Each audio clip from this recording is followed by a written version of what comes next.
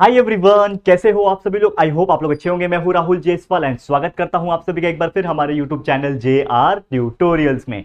Friends, आज again आपके सामने one of the most beautiful mathematical logic का ये जो चैप्टर हमारा 12th स्टैंडर्ड के लिए चल रहा था दोस्तों, इसकी वापस से एक बेहतरीन वीडियो लेक्चर के साथ मैं लेकर आ गया हूं, जो कि हमारा लेक्चर नंबर 11। थोड़ी सी आज एनर्जी की कमी है दोस्तों, बिकॉज जैसा कि आप जानते हो कि जो अभी मौसम चल रहा है ये बहुत ही डेंजरस चल रहा है एंड काफ़ी ज़्यादा लोग बीमार पड़ चुके हैं। इवन मेरे फैमिली, मैंने कुछ दिन पहले भी आपको लाइव लेके बताया था कि मेरी फैमिली भी बीमार पड़ी है और मैं भी बीमार ही हूँ। लेकिन आप लोग के लिए वीडियोस का ज़्यादा गैप नहीं कर सकता मैं, ठीक है। ऑलरेडी एक दिन हो गया था, लेकिन कोई बात नहीं।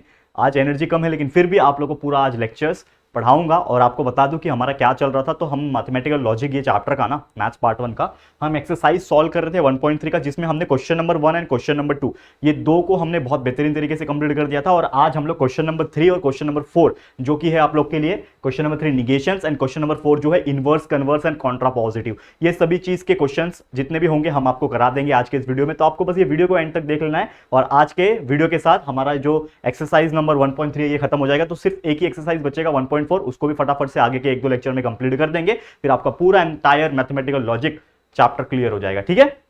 चलिए आ जाते हैं टॉपिक के ऊपर, जो कि आप देख पा रहे हो सबसे पहले कि हम लोग को क्या करना है, एक्सरसाइज 1.3 का क्वेश्चन नंबर 3 से सॉल्व करना है। लेकिन एक और चीज मैं बता दूं, आप लोग 12th स्टैंडर्ड में हो और आप में से कई सारे ऐसे लोग होंगे जो सोशल मीडिया यूज करते होंगे और हमारे आज के डेट में सोशल मीडिया पे कनेक्टेड रहना बहुत जरूरी है। आपको कुछ भी अगर डाउट्स रहेगा तो आप मुझे इंस्टाग्राम पे मैसेज करते हो, वहां पे मैं ज्यादा एक्टिव रहता हूँ, ठीक है। तो यहाँ पे ये मेरा आईडी है इंस्टाग्राम का, वैसे लिंक डिस्क्रिप्शन बॉक्स में भी दिया हुआ है। प्लीज मुझे फॉलो कर लो इंस्टाग्राम पे जाके एंड डेफिनेटली बहुत सारे ऐसी चीजें हो जाएगी। तो आप लोगों को क्या करना है, बहुत अच्छी तरीके से पढ़ाई करते रहना है और यहां पे अगर कुछ भी डाउट लगे तो मुझे मैसेज कर देना, ठीक है। अब यहां पे आप देखोगे सबसे पहले क्वेश्चन नंबर 3 पे आ जाते हैं, जो कि है निगेशंस हमें लिखना है। Write the negations of the following, correct है। अब निगेशंस की यहां पे आप बात देखो, क्या बोल रहा हूं मैं निगेशंस में।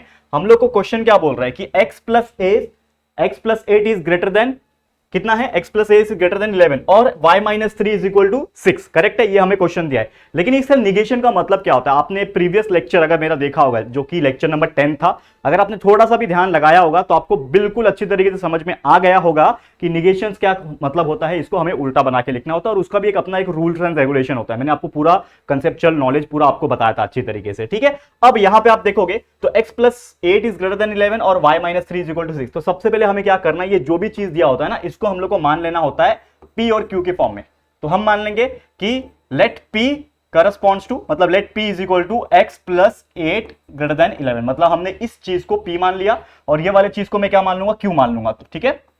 तो q corresponds to y-3 is equal to 6। तो ये मेरा क्या हो गया, p हो गया, ये मेरा q हो गया। अब मेरा कंडीशन क्या बन जाएगा मुझे बताओ, ये p है, करेक्ट है। बीच में क्या लिखा है, और के लिए हम लोग लॉजिक कौन सा यूज करते हैं, ये वाला। तो p और ये क्या मान लिया हमने, q मान लिया, तो p और q बन जाएगा। तो ये आ गया हमारा स्टेटमेंट जो हमें दिया हुआ था। तो हमने इसको क्या कर दिया, मैथमेटिकल लॉजिक स्टेटमेंट के हिसाब से हमने लिख दिया। लेकिन ये हमारा आंसर नहीं है, हमें क्या करना है, इस चीज का नेगेशन करना है। तो इस चीज का नेगेशन कैसे करेंगे हम लोग, negation of p v q हो जाएगा। और इसी का मतलब क्या होता है, निगेशन मतलब ये चीज का हमने अगर निगेशन करना है तो इसका मतलब क्या हो जाएगा, that is negation of p। ये और क्या बन जाता है दोस्तों, एंड बन जाता है और ये q बन जाएगा निगेशन ऑफ q। ये हमने पूरा रूल्स एंड रेगुलेशन पढ़ाया हुआ आपको, जो कि था आपका निगेशन ऑफ p। ये p निगेशन बन जाएगा, ये v जब रहेगा और जब रहेगा तो ये क्या बन जाता है, एंड, और ये q क्या बन जाएगा, निगेशन ऑफ q बन जाएगा। तो that is negation of p and negation of q, ये बन गया, करेक्ट है, समझ में आ गया। लेकिन अब यहां पे भी हमारा ये आंसर खत्म नहीं हो रहा है।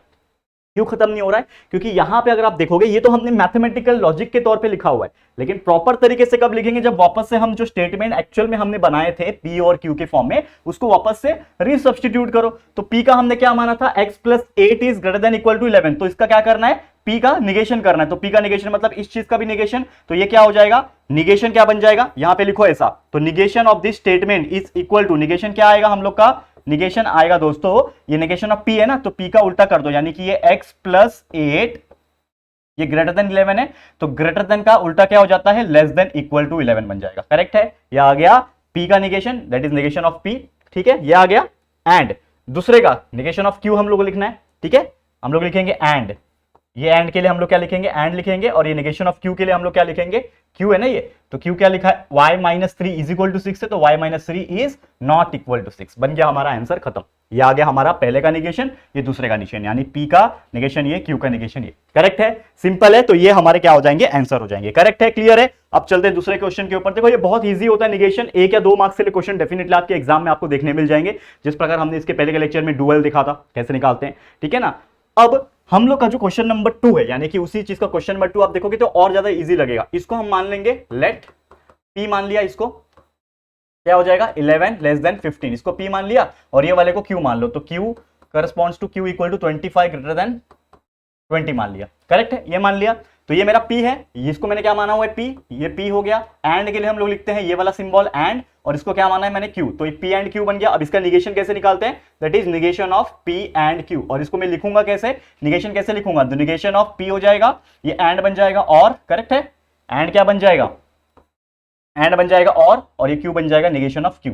अब हम लोग को इस p का निगेशन करना है और q का निगेशन करना है, तो निगेशन ऑफ p क्या बन जाएगा मुझे बताओ, निगेशन क्या आ जाएगा मुझे बताओ, क्या आ रहा है निगेशन, ये जो निगेशन ऑफ p है, तो p ये है ना आपका, तो 11 इज लेस देन 15 था, तो ये p इसका निगेशन है, तो 11 लेस देन 15 मतलब क्या हो जाएगा, ग्रेटर देन इक्वल टू 15, बस उल्टा करना है आपको, लेस देन 15 था ना ये, तो लेस देन का उल्टा क्या होता है, ग्रेटर देन इक्वल टू होता है, ग्रेटर का उल्टा लेस देन इक्वल टू होता है, याद रखना ये चीज, निगेशन का मतलब, तो ये लेस देन 15 है, तो ये बन जाएगा ग्रेटर देन इक्वल टू 15, इसका निगेशन लिख दिया। उसी प्रकार ये बीच में v है, v मतलब और होता है, लिख दिया, और ये निगेशन ऑफ q लिखा हुआ है, तो निगेशन ऑफ q मतलब इस चीज का निगेशन, तो ये लिखा हुआ है 25 इज ग्रेटर देन 20 ना, तो ग्रेटर का उल्टा निगेशन क्या होता है, लेस देन इक्वल टू 20, आ गया, खत्म, this is your final answer, correct है, क्लियर है। तो वैसे और भी 5 से 6 एग्जांपल है, चलो फटाफट से सॉल्व करते हैं और ये पूरा क्वेश्चन नंबर 3 को खत्म करेंगे, ठीक है। चलो नेक्स्ट क्वेश्चन क्या बोल रहा है, क्वाड्रिलेटरल इज अ स्क्वायर। आप देखो थ्योरेटिकल क्वेश्चंस भी आ सकते हैं, ऐसा नहीं है कि आपको सिर्फ न्यूमेरिकल वाले पूछे जाएंगे, थ्योरेटिकल क्वेश्चंस भी पूछते हैं, और इसमें भी सेम लॉजिक आपको लगाना है, क्या लगाना है, क्वाड्रिलेटरल इज अ स्क्वायर, तो मैं क्या मान लेता हूं कि ये जो क्वाड्रिलेटरल इज अ स्क्वायर है ना, इसको मैं मान लेता हूं p, और इट इज अ रोम्बस, इसको मैं मान लेता हूं q, मान लिया, समझ में आ गया। तो लेट करके आप लिख सकते हो कि let p is equal to, क्या है p मेरा क्या है, क्वाड्रिलेटरल इज अ स्क्वायर, ये मेरा क्या है p है, ठीक है, लिखना पड़ता है दोस्तों, नहीं लिखोगे मार्क्स कटेगा, लेट का लिखना पड़ेगा, और q मैंने क्या माना कि इट इज ए रोम्बस, मैंने q माना, और उसके बीच में कंडीशन क्या दिया हुआ है हमारा, मैथमेटिकल लॉजिक क्या दिया है, ये वाला इफ एंड ओनली इफ। तो इफ एंड ओनली इफ का मतलब क्या होता है, आपको याद होगा, इफ एंड ओनली इफ का मतलब होता है बाय कंडीशनल, क्या होता है दोस्तों, इफ एंड ओनली इफ का मतलब होता है बाय कंडीशनल, यानी कि इसको हम लोग कैसे लिखेंगे, p बाय कंडीशनल q, कैसे लिखेंगे, p बाय कंडीशनल q लिखेंगे, करेक्ट है, समझ में आ रहा है। अब ये जो p बाय कंडीशनल q जो हमने लिखा है दोस्तों, इसका निगेशन हमें बनाना है, क्योंकि हमें तो एक्चुअल में क्या करना है, क्वेश्चन क्या पूछा है कि right the negation of the following ना, यानी इसका निगेशन बनाना है, तो ये क्या हो जाएगा, negation of p bye conditional q, क्या बन जाएगा, negation of p bye conditional q, और इसी चीज का वैल्यू क्या होता है, हमने ऑलरेडी पढ़ा हुआ है, करेक्ट है, ऑलरेडी हमने पढ़ा हुआ है कि इस चीज को हम लोग कैसे लिखेंगे निगेशन में, ठीक है।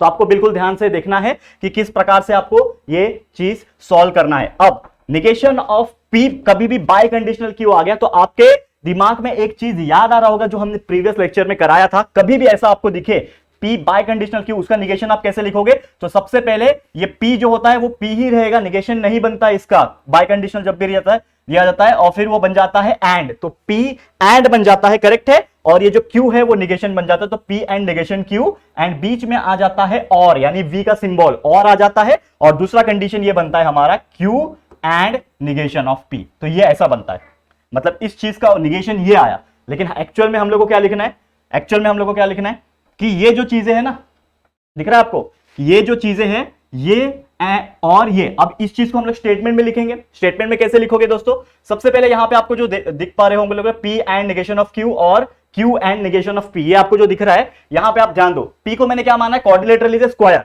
तो पहला क्या है, पहला कंडीशन क्या है, p, तो p मेरा क्या है, देखो यहां पे ध्यान से क्या लिखूंगा मैं, निगेशन का स्टेटमेंट कैसे लिखूंगा, देखो यही चीज सबसे ज्यादा इंपॉर्टेंट है, क्या लिखूंगा, p मतलब क्या है मेरे लिए, quadrilateral is a square, quadrilateral is a square, quadrilateral is a square लिखा, बीच में क्या है एंड, तो मैं लिखूंगा एंड, समझ में आ रहा है, क्वाड्रिलेटरल इज अ स्क्वायर और निगेशन ऑफ q, q क्या है, ठीक है, इट इज अ रोम्बस, तो quadrilateral is a square and q का मतलब होता है इट इज अ रोम्बस, लेकिन ये निगेशन ऑफ q है, मतलब it is not a rhombus, तो and it is a it is not a rhombus,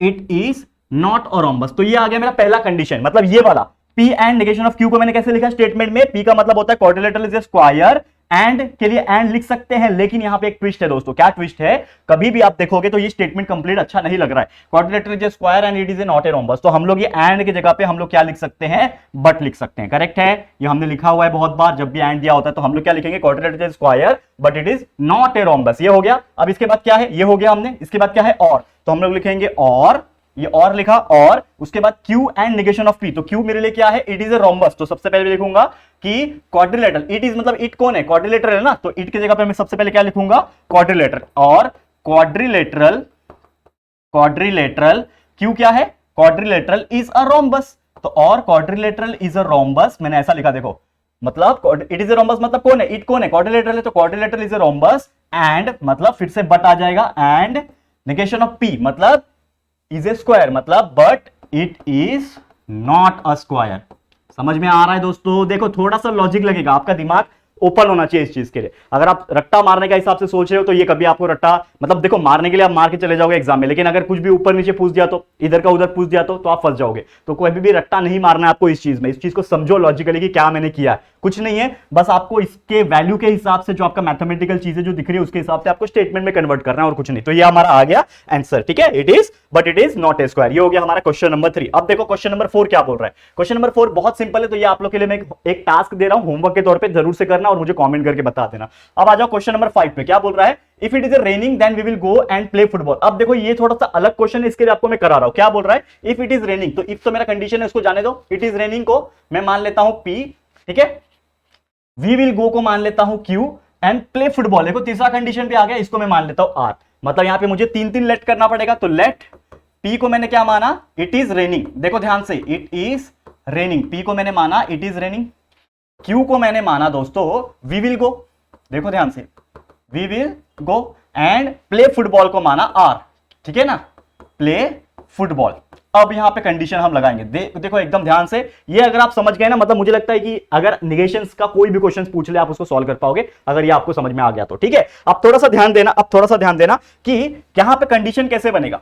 if it is raining, तो इफ दिया है तो हमारा इफ का कंडीशन क्या होता है, P सिंगल वाला, मतलब कंडीशन वाला स्टेटमेंट एक ही है ना, बाय कंडीशनल नहीं है, सिंगल कंडीशन है जिसको हम लोग इंप्लीकेशन भी कहते हैं। तो P कंडीशनल, ठीक है, then we will go and play football, मतलब Q है, वी विल गो का मतलब एंड दिया हुआ बीच में, मतलब एंड आ जाएगा, प्ले फुटबॉल को R है, तो P condition Q and R, ये हो गया। अब इस चीज का क्या करना है, हम लोग को निगेशन करना है, तो negation of P conditional Q and R, तो ये क्या बन जाएगा दोस्तों, ये बन जाएगा, आप लोग का बिल्कुल ध्यान लगा के आपको देखना है। तो निगेशन ऑफ P है ना, तो निगेशन ऑफ P का मतलब ये टोटल है ना हमारा, मतलब ब्रैकेट में लिख दो इसको सबसे पहले। तो ये निगेशन ऑफ P जो है, जब भी कंडीशनल आता है तो हम निगेशन अप्लाई नहीं करते उसके ऊपर, आपको याद होगा इसके पहले के एग्जांपल में भी आप देखो, जब भी कंडीशनल या फिर बाय कंडीशनल आता है तो P मेरा पॉजिटिव ही रहता है, नेगेटिव नहीं बनता है। सेम उसी प्रकार यहां पे P जो रहेगा वो वैसे का वैसे ही रहेगा। ये कंडीशनल के जगह पे क्या बन जाता है, एंड बन जाता है, याद होगा आपको, कंडीशन की जगह पे क्या हो जाता है, एंड बन जाता है, और इसके पास नेगेशन जब आएगा तो ये हो जाएगा निगेशन ऑफ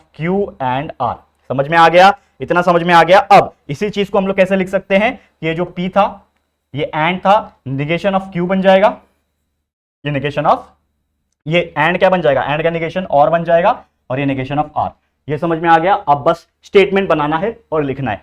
P क्या है मेरे लिए, इट इज रेनिंग, तो मैं लिखूंगा यहां पे मेरा स्टेटमेंट क्या बनेगा, इट इज रेनिंग। देखो समझो इसको ध्यान से, इट इज रेनिंग मेरा क्या बन गया, कंडीशन, उसके बाद क्या है, एंड, तो it is raining and, it is raining and Q मतलब क्या है, वी विल गो, तो उसका निगेशन क्या हो जाएगा, निगेशन है ना ये, तो Q का निगेशन मतलब वी विल गो का बन जाएगा वी विल नॉट गो, तो एंड वी विल क्या बन जाएगा, not go, we will not go. और यहां पे लिखा है और, तो यहां पे और ऐसा लिखेंगे हम लोग, ठीक है। समझ में आ रहा है कि नहीं आ रहा है, बहुत सिंपल है ये चीज। तो we will not go and R का मतलब क्या है, प्ले फुटबॉल, ठीक है, लेकिन निगेशन क्या बन जाएगा, निगेशन ऑफ R है ना, तो निगेशन बन जाएगा नॉट, तो we will not go, we will not go और नॉट प्ले फुटबॉल। आ गया हमारा आंसर और खत्म कहानी। समझ में आ गया कि नहीं आ गया, क्लियर है, उम्मीद कर रहा हूं आपको ये बहुत अच्छी तरीके से समझ में आ गया। देखो थोड़ा सा विचित्र प्रकार का एग्जांपल है, मैं मानता हूं ये चीज बहुत ही अलग है, लेकिन आपको ये चीज माइंड में रखनी पड़ेगी। इसके पहले अब तक आपने ट्रू फॉल्स ऐसे कई सारी चीजें पढ़ी है, लेकिन देखो ये भी एक इंपॉर्टेंट क्वेश्चन है, एग्जाम में आते हैं नेगेशंस के, तो इसको एकदम दिमाग में बिठा लो अच्छी तरीके से। हो गया ये क्वेश्चन, समझ में आ गया होगा। बस अब चलते हैं नेक्स्ट क्वेश्चन की तरफ। अब थोड़े सिंपल हो जाएंगे। देखो अब यहां पे आ गया √2 इज ए रैशनल नंबर, इसका निगेशन चुपचाप लिख दो बिना किसी क्या, √2 is not a rational number, direct लिख सकते हो आप, इसमें कोई भी परेशानी नहीं है क्योंकि अकेला है। पी और क्यू लेने की जरूरत नहीं, डायरेक्ट अकेला है ना, तो डायरेक्ट लिख दो P √2 is not a rational number, खत्म कहानी। इसको आगे ज्यादा सोचने की जरूरत नहीं है। अगला देखो 7th होमवर्क है, सिंपल है, होल नंबर नेचुरल नंबर वाला बहुत सिंपल है, करके देखना। 8वां ले रहा हूं, ये थोड़ा सा दिखने में हार्ड लग रहा है, बोलते हैं ना कुछ ऐसे होते हैं, हाथी के दांत दिखाने के कुछ और खाने के कुछ और, तो सेम वैसे ही है, ये दिखने में हार्ड दिखता है। वो एक डायलॉग था कोई तो मूवी का, अरे टेंशन मत ले रे बाबा, मैं सिर्फ दिखने में डेंजर हूं, बाकी अंदर से बहुत नरम हूं, तो वैसे ही एग्जांपल है ये, ठीक है।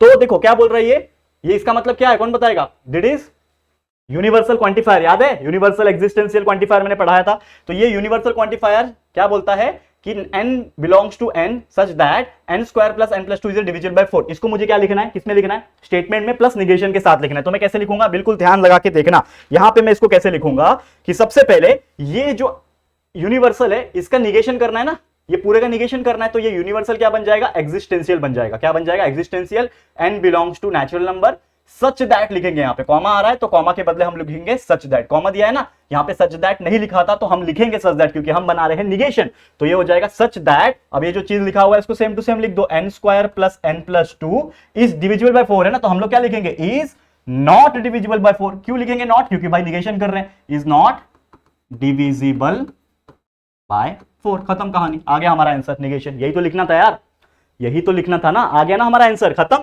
अब नेक्स्ट यहां पे क्या है? 8वां हो गया, करेक्ट है, 8 हो गया ना, करेक्ट। हाँ ये 8वां था हमारा, 7वां तो मैंने आपको होमवर्क दे दिया। अब चलेंगे हम लोग किसके ऊपर? 9वें क्वेश्चन के ऊपर। अब देखो यहां पे बोल रहा है existential x belongs to n such that x - 17 is less than 20। अब इसका निगेशन कर रहा है, मतलब ये एक्जिस्टेंशियल क्या बन जाएगा? यूनिवर्सल क्वांटिफायर बन जाएगा। बाकी तो सेम रहेगा, x belongs to natural number such that की जगह पे आप क्या लगाएंगे? कॉमा, क्योंकि वहां पे कॉमा था तो सच दैट लगाया, यहां पे सच दैट की जगह पे कॉमा लगाएंगे। और ये जो चीज लिखा हुआ है क्या, x - 17 लेस देन है, तो लेस देन का निगेशन क्या हो जाता है? Greater than equal to 20। आ गया आंसर, खत्म कहानी। ठीक है, क्लियर है? तो उम्मीद कर रहा हूं यार ये क्वेश्चन बहुत समझ में आ गया होगा, इजी था, बहुत इजी था, और निगेशंस इजी होते हैं, बस थोड़ा सा क्रिटिकल सोचना पड़ेगा आपको, बाकी कुछ नहीं। आ गया समझ में? तो ये था हमारा पूरा का पूरा क्वेश्चन नंबर 3। अब चलते हैं सीधा सीधा क्वेश्चन नंबर 4 के ऊपर। इसके सिर्फ 2 एग्जांपल्स कराऊंगा, फिर हमारा आज का लेक्चर खत्म। ध्यान से देखना, last to last 2 to 3 minutes बिल्कुल अच्छे से समझ जाना क्या लिखा है ये। अब देखो यहां पे ध्यान से क्या बोल रहा है, right converse, inverse and contrapositive. ये तो फेवरेट क्वेश्चन आ गया आपका, कन्वर्स करना है, इनवर्स करना है और फिर कॉन्ट्रापोजिटिव करना है। तो सबसे पहले इसको समझो करना कैसे। यहां पे बोल रहा है कि if x less than y then x² less than y², xy belongs to rational number. ठीक है, ये समझ में आ गया, रियल नंबर, सॉरी ये समझ में आ गया। लेकिन हमें करना क्या है, तो सबसे पहले हमें कुछ कंडीशंस दिए हुए, तो हम मान लेते हैं, क्या मान लेते हैं कि लेट p जो है मेरा ये x लेस देन y है। मैंने क्या मान लिया कि जो मेरा p है वो मेरा क्या है, x लेस देन y है। और ये वाले को मैं क्या मान लेता हूं, q मान लेता हूं, क्योंकि q जो है मेरा ये क्या है, x² लेस देन y² है। तो p और q है, लेकिन इसमें कंडीशन कौन सा दिया, इफ देन दिया हुआ है। तो इफ देन के लिए हम लोग क्या लगाते हैं, p कंडीशनल q। यही है ना हमारा, ये p था ये q था, तो p कंडीशनल q। समझ में आ रहा है? ये हो गया। अब इस चीज का निगेशन नहीं करना है, इस चीज का हमें निकालना है कन्वर्स, इनवर्स और कॉन्ट्रापोजिटिव। तो हम लोग सबसे पहले क्या निकालेंगे दोस्तों, कन्वर्स निकालते हैं। तो कन्वर्स कैसे लिखते हैं, याद है कि नहीं? कन्वर्स मतलब क्या होता है, जो भी चीज दिया हो उसका उल्टा, मतलब लेफ्ट से राइट, राइट से लेफ्ट। बताया था मैंने पूरा पढ़ाने के टाइम कंसेप्ट। तो ये p q है, p करस्पॉन्ड टू q है, तो ये हो जाएगा q conditional p। p conditional q का बन गया q कंडीशनल p। जो लेफ्ट है वो राइट में आ जाएगा, जो राइट है वो लेफ्ट में चला जाएगा। समझ में आया? तो p q था, q ने अपना जगह p के साथ बदल दिया, तो ये हो गया कन्वर्स। लेकिन ये आंसर नहीं है, ये तो हमारा स्टेटमेंट है, लॉजिक है। अब इसको स्टेटमेंट में लिखना है हम लोग को।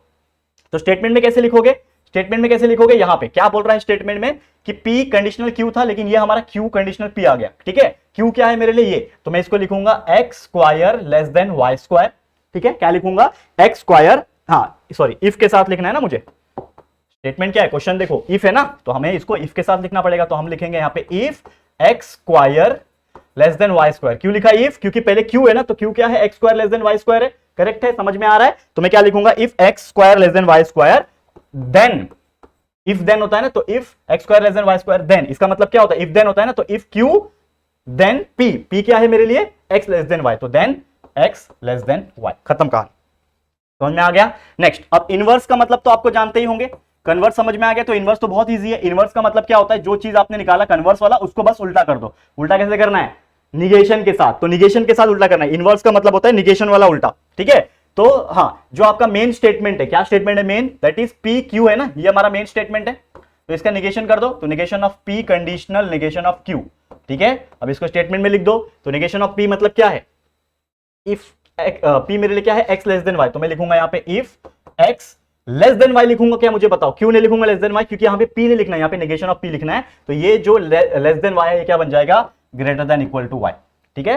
तो क्या बन गया, if x greater than equal to y then क्या लिखना है, निगेशन ऑफ क्यू लिखना है। तो निगेशन ऑफ क्यू मतलब ये क्यू का उल्टा, तो x square less than Y square है, तो ये बन जाएगा then x square greater than equal to y square. खत्म, समझा, बहुत सिंपल है, ठीक है, समझा ना। ओके, अब तीसरा क्या है, कन्वर्स हो गया, इनवर्स हो गया। अब इसी चीज को लिखना है कॉन्ट्रा पॉजिटिव। अब ये कॉन्ट्रा पॉजिटिव नाम का चीज क्या है भाई, ये तो मैंने आपको पढ़ाया था, आपको याद होगा। कॉन्ट्रा पॉजिटिव का मतलब होता है, क्या होता है दोस्तों, converse of inverse. Converse of inverse मतलब जो आपने इनवर्स निकाला है उसी को लेफ्ट राइट कर दो, आ जाएगा आपका आंसर। यानी कि P condition negation of P conditional negation of Q है ना, तो ये बन जाएगा negation of Q conditional negation of P. खाली मैंने क्या किया, ऊपर वाले के साथ जगह इंटरचेंज किया। तो इसका आंसर क्या आ जाएगा, क्या लिखेंगे हम लोग, बस ये इधर डाल दो, ये इधर डाल दो। तो हम लोग लिखेंगे इफ, ये लिख दो पहले, X square greater than Y square, then ये X is greater than equal to Y. खत्म, ये हो गया हमारा पहला क्वेश्चन का answer. Converse, inverse and contrapositive आ गया, बहुत अच्छी तरीके से समझ में आ गया। तो ये था हमारा आज का पहला क्वेश्चन नंबर 4 का पहला क्वेश्चन। तो ऐसे 4 क्वेश्चन है, तो और एक करा देता हूं, फिर बाकी आप होमवर्क में कर लेना, बहुत सिंपल है, ज्यादा कुछ टेंशन वाली बात नहीं है, ठीक है। चलो एक आखिरी एग्जांपल करवा देते हैं, फिर लेक्चर खत्म हो जाएगा। क्या बोल रहा है, a family becomes literate if the women in it is literate.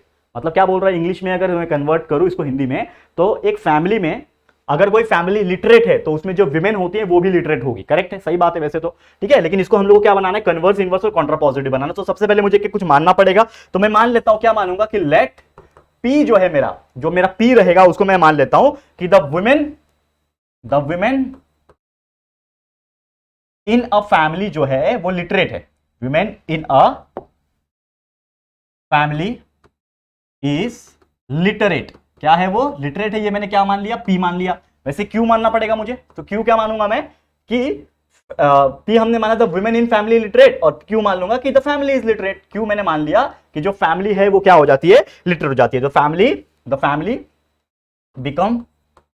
Becomes literate. ये समझा, इतना हमने खाली लेट किया है, माना हुआ है बस, जैसा हम लोग एजम्पशन करते हैं वैसा हमने मान लिया। अब असली खेल शुरू होगा, इफ और देन है ना, करेक्ट है। तो हमारा जो कंडीशन बनेगा वो फिर से क्या बनेगा हमारा, that is p corresponds to q, that is p conditional q बनेगा।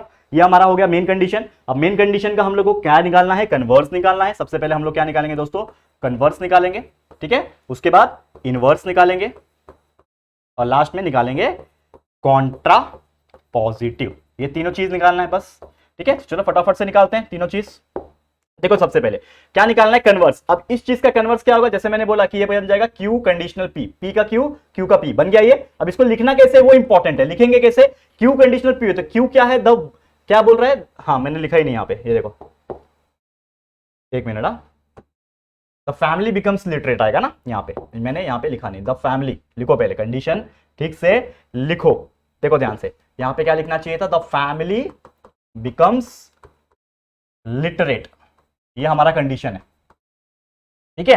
अब देखो यहां पे ध्यान से, अब यहां पे कैसे लिखूंगा, क्यू का मतलब क्या है, क्यू मेरे लिए द फैमिली बिकम्स लिटरेट। तो मैं लिखूंगा कि इफ, पहला statement, if family become literate, मैं कैसा लिखूंगा दोस्तों, ध्यान से सुनना, देखो मैं जो बोल रहा हूं आपको, if family becomes literate then the women is literate, then the women in the family is literate. तो मैं लिखूंगा then the women in family is literate, ठीक है। जैसे आप इंग्लिश में चेंज द वॉइस करते थे ना, वैसे ही कुछ तो है ये, ठीक है, समझ में आ रहा है, वैसे ही कुछ तो है, बस हमारा कंडीशन जो दिया है उसके हिसाब से हमें चेंज करना। इनवर्स मतलब मेन कंडीशन को क्या करना है, ये मेन कंडीशन है आपका, मेन कंडीशन को इनवर्स करना है, मतलब निगेशन करना है। तो negation of P conditional negation of Q, तो ये क्या बन जाएगा, बस ये जो चीज था ना इसमें नॉट लगाना है। तो सबसे पहले पी है हमारा, तो पी क्या है मेरे लिए, the women in a family is literate, तो ये बन जाएगा नॉट लिटरेट। तो क्या लिखेंगे हम लोग, the women in a family is not literate, not literate, ठीक है ना। इफ लिखेंगे ना, यहाँ पे इफ लिखा ही नहीं मैंने, तो if the women in a family is not literate then Q का negation, then family is not literate, then family will not become literate, ठीक है, करेक्ट है। थोड़ा मैं हैंडराइटिंग के ऊपर ध्यान नहीं दे रहा हूं फास्ट लिखने के चक्कर में, तो आप लोग प्रॉपर तरीके से लिख लेना। आप कॉन्ट्रापोजिटिव मतलब इसी चीज को चेंज कर दो, तो ये बन जाएगा negation of Q condition negation of P. अब इसी चीज को क्या करना है हम लोग को, निगेशन में करना है, यानी उल्टा करना है। तो सबसे पहले क्या लिखेंगे कि इफ, क्या लिखेंगे, if family is not literate then, क्या लिखेंगे, देन पी का निगेशन, पी कौन है, women in the family is literate, तो इज नॉट लिटरेट, तो हम लोग क्या लिखेंगे, then women in it is not literate, ठीक है। तो हैंडराइटिंग के लिए मुझे बस माफ कर देना, क्योंकि आज तबियत ठीक नहीं है, जैसे मैंने बोला, तो मैं कैसे भी लिख रहा हूं, लेकिन उम्मीद कर रहा हूं कि आपको ये समझ में गया होगा 100%, क्योंकि इसमें कोई भी हार्ड चीज नहीं है, बहुत इजी चीज है, और जो मैंने आपको बता दिया जिस मेथड से आपको करना है वो आपको समझ में आ गया होगा, ठीक है। तो बस यही था दोस्तों हमारा आज का लेक्चर वीडियो, जिसमें हमने आपको पूरा का पूरा जो एक्सरसाइज का रिमेनिंग एग्जांपल से वो करवा दिया। अब इसके बाद भी 2 क्वेश्चन है, वैसे क्वेश्चन नंबर 4 का जो आप कर रहे हो अभी, कन्वर्स इनवर्स कॉन्ट्रापोजिटिव का, इसमें 4 थे, तो मैंने 2 करा दिया, क्योंकि आप देख सकते हो कितना इजी है और थ्योरेटिकल चीज है। तो थ्योरेटिकल चीजें आप बड़ी आराम से लिख सकते हो, कॉन्वर्स लिखना, इनवर्स लिखना और कॉन्ट्रापोजिटिव लिखना बहुत बच्चों वाला बात है, आप लिख लेना। आज के लिए इतना ही, और इसी के साथ हमारा एक्सरसाइज नंबर 1.3 खत्म होता है। एक और एक्सरसाइज है, उसको भी जल्द से जल्द कंप्लीट कर देंगे और ये पूरा चैप्टर बहुत जल्दी कंप्लीट हो जाएगा। तो इसी के साथ आज का लेक्चर वीडियो समाप्त होता है। Thank you so much for watching this video. ये वीडियो आपको कैसा लगा है प्लीज मुझे कमेंट करके जरूर से बता देना। वीडियो पसंद आया है, अच्छा लगा है दोस्तों, तो प्लीज वीडियो को लाइक कर देना एंड अपने दोस्तों के साथ जितना हो सके शेयर कर देना। और अगर फर्स्ट टाइम आए हो चैनल पे, अभी तक चैनल को सब्सक्राइब नहीं किया यार, देर किस बात की, फटाफट से हमारे चैनल को सब्सक्राइब कर देना, बाजू में बेल आइकन को प्रेस कर देना, ताकि फ्यूचर में हम जब भी कोई भी वीडियोस को अपलोड करेंगे आप लोग को नोटिफिकेशंस मिलती रहेगी, ठीक है फ्रेंड्स। तो जल्दी मिलेंगे हमारे न्यू वीडियो में, तब तक के लिए thank you and good bye.